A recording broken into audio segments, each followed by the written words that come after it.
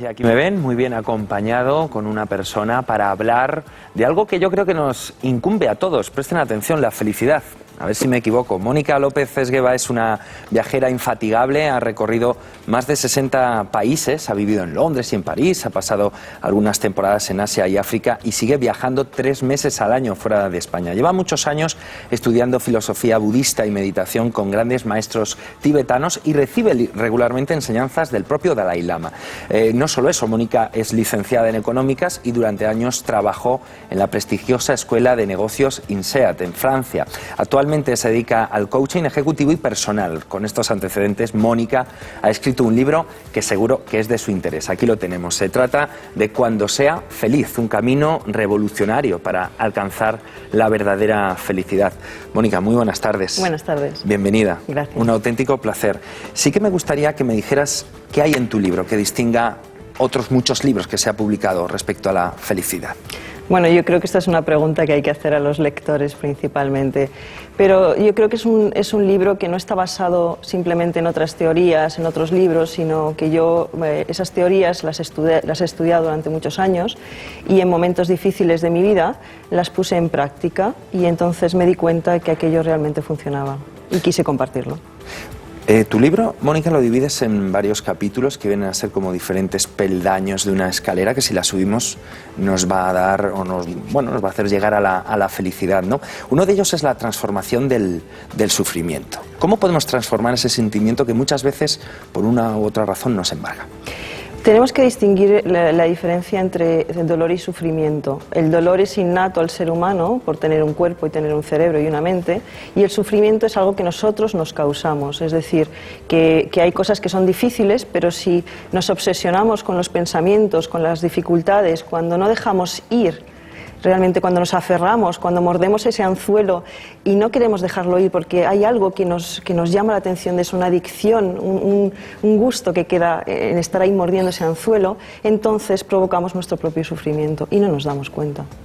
En la segunda parte del libro también hablas de las sogas que nos ahogan, ¿no? Analizas distintas emociones, como puedan ser el odio, ¿no? Pero muchas veces el odio lo utilizan las personas para no dejarse pisotear. Bueno, es que hay que diferenciar, poner límites es importante en la vida, no significa que uno vaya poniendo la otra mejilla continuamente, no, hay que poner límites, pero hacerlo desde el odio significa que viene desde fuera, que el impulso viene desde fuera, que nos dominan desde fuera, que nosotros no somos los que estamos decidiendo cómo accionamos. Es decir, yo lo que propugno es accionar, no reaccionar. También mencionas el apego, dices que demasiado apego no es bueno, pero los críos, los niños pequeños, desarrollan el apego como, digámoslo así, metodología de supervivencia. Bueno, los niños no tienen conciencia, están en la preconciencia, entonces cuando uno tiene conciencia y aprende, uno tiene que aprender a dominar, quiero decir, el pensamiento y la mente. Un animal no puedes pedirle que se desapegue, no entiende, no sabe cómo hacerlo, el humano para eso tiene el cerebro. Entonces el desapego en contra del apego es realmente el no necesitar, el no depender. No significa no amar. ¿Y cómo podemos desprendernos de ese apego? ¿Depende de nosotros mismos o necesitamos una ayuda externa? Siempre depende de nosotros mismos y es realmente el trabajar la no dependencia. Está bien disfrutar de las cosas, está bien disfrutar de la compañía de las personas que tenemos a nuestro alrededor, pero depender de ellas siempre es un flaco favor que nos hacemos a nosotros mismos. Hablemos también del deseo. Según Buda dice que el deseo es como el agua de mar, ¿no? Cuanto más bebes, más sed tienes. Pero claro, te quedas un poco así porque el deseo no deja de ser un motor necesario, ¿no?, para conseguir nuestras acciones. Es un motor, es el motor que impulsa al ser humano y está bien que sea así. El problema es cuando nos obsesionamos con aquello que queremos conseguir, con las metas, y no disfrutamos del camino por una parte y por otra parte a veces no conseguimos aquello que tanto deseamos y para nosotros resulta una gran frustración. Entonces es aprender a dejar ir esas metas, no obsesionarse con ellas y saber que donde nos lleve la vida, en el fondo es donde tenemos que ir. Tiene mucho que ver con la aceptación. ¿Nos falta un poco vivir ese momento, disfrutar el momento en el que vivimos? Nos falta mucho. Nos falta mucho. Vivimos obsesionados con el pasado, con las cosas que ya no volverán, con aquello que nos hicieron, o con el planificar el futuro y esperar que todo vaya de una cierta manera. y así disfrutamos muy poco del presente, que en realidad es lo único que tenemos. Si volvemos al tema del deseo, ¿dónde colocarías, Mónica, el deseo sexual? No deja de ser un impulso, ¿no?, por el cual la naturaleza cumple más o menos su objetivo. Sí, claro, esto está dentro de nosotros, pero el ser humano es superior a los animales en tanto en cuanto puede controlar los impulsos. Un animal no puede controlar sus impulsos, un ser humano sí. Un ser humano debe controlar sus impulsos para utilizarlos en su beneficio y en el momento adecuado. Pero ¿es bueno controlar esos deseos o no? Yo creo que sí. Una cosa es reprimirlos y otra controlarlos. Reprimirlos no, porque al final se van al inconsciente y el inconsciente es el que te lleva, el que maneja tu vida.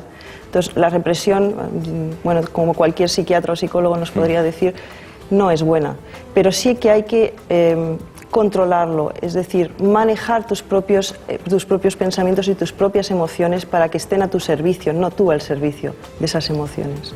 También comentas en tu libro que salir de copas para olvidarse, mantenerse siempre ocupado para no sentir, bueno, engancharse a internet, comer para eludir esa ansiedad, es una forma de tergiversar nuestra realidad. No somos lo suficientemente valientes para enfrentarnos a lo que realmente importa, Mónica. No, no lo somos. Yo creo que es más fácil escapar de nuestra realidad porque a veces enfrentarnos con lo que tenemos no nos gusta y esto significa que tenemos que hacer cambios y esto significa que tenemos que salir de nuestra zona de confort.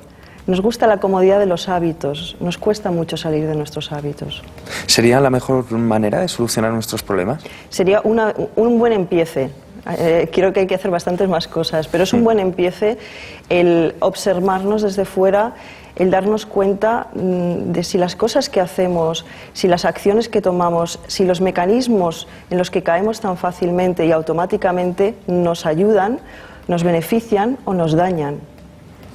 Mónica, si te parece, te voy a leer una frase textual de tu libro. Dice: tendemos a sobrevalorar nuestra importancia en el mundo. ¿Demasiado egocentrismo? Demasiado egocentrismo, sí, sí. Creemos que el mundo gira alrededor de nuestro ombligo y no es así. Somos una pequeña parte, muy pequeñita, en un planeta muy grande y formamos parte de un todo. Estamos interrelacionados, no somos seres ni entes individuales separadas de todo. Es uno de los grandes problemas de la humanidad. ¿Y cómo cambiamos nuestro disco duro? ¿Seguimos ejerciendo, no sé, la misma sensación ante situaciones muy parecidas, las mismas reacciones? Yo creo que lo que decía un poco antes, hay que empezar por la autoobservación, darse cuenta de las cosas que hacemos, cómo las hacemos, en lugar de que sean mecanismos automáticos. Y a partir de ahí, ser capaces de dar un paso más allá y decir, bueno, esto lo necesito cambiar y me tengo que poner a ello. Por supuesto que no es fácil. Los hábitos es un camino que ya está hecho dentro de nuestro cerebro, pero se pueden hacer conexiones nuevas neuronales, como se está descubriendo en las neurociencias, de tal manera que podemos cambiar nuestro cerebro, podemos cambiar nuestra mente con fuerza de voluntad, con esfuerzo, con ganas.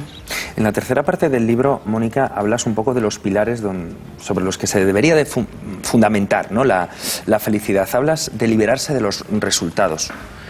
¿Tan necesario es? Muy necesario, porque la vida nunca funciona como nosotros queremos que funcione. Lleva su propio curso. Entonces el esforzarnos, el apegarnos, el agarrarnos a que las cosas sucedan exactamente como queremos, no va a ser así. Entonces es una pelea continua contra la realidad. Y cuando nos peleamos con lo que ocurre, con la realidad, con las circunstancias que están pasando, perdemos siempre. Última pregunta, Mónica, si me permites. La gente dice que el dinero no da la felicidad, pero hay otros que dicen que ayuda. ¿Tú qué tienes que decir a eso? Hombre, cuando uno vive en la pura miseria es necesario, pero es para cubrir las necesidades básicas. Las necesidades básicas de supervivencia las tenemos que cubrir todos. Pero más allá de eso, más dinero no nos hace más felices. Mónica López Esgueva, muchísimas gracias por presentarnos este libro y ayudarnos a buscar nuestra propia felicidad, que tanto lo necesitamos. Ha sido un placer. Gracias.